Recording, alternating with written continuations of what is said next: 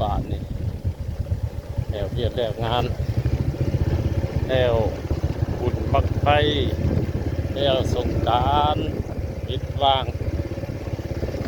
ออกป่าคือเก่ายังบ่ได้ลงให้ลงนายังบ่ได้เห็นเวียกอีกฝนก็ยังบ่ตกยังฮ้อนอยู่ยังแห้งยังแรงอยู่ทำฝนตกมื้อใดก็แม่นสิหยุดไปหาอยู่หากินบัดนี้เขาเวียกให้เวียกหน้าบ้าน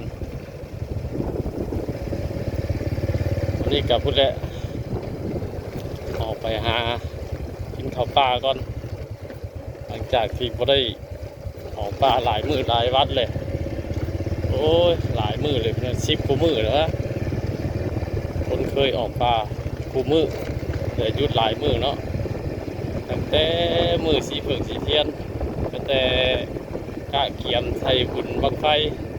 จบบุญบังไฟแล้วก็ต่อบุญปีใหม่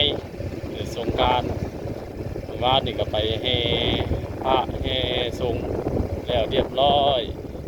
วันนี้ก็ออกป่าแบบหากินข้าวป่าก็บรรยากาศก็ล่มไปนี่ลบอยู่นอกหักแดดนี่พอใส่แต่พอรุดพอยอดเลยแดดนี่เนาะไปพ่อกันอยู่ป่าบริเวณพี่น้องเลยวันนี้ออกปลาสวยแน่เลยเนาะนัดพวกออกไปหลังจากสีมีจะค้นแหละเพราะว่าไฟกำลังพักฟื้นเนาะลังเมื่อยมือบ้านอีกลิ้นกินมือสุดท้าย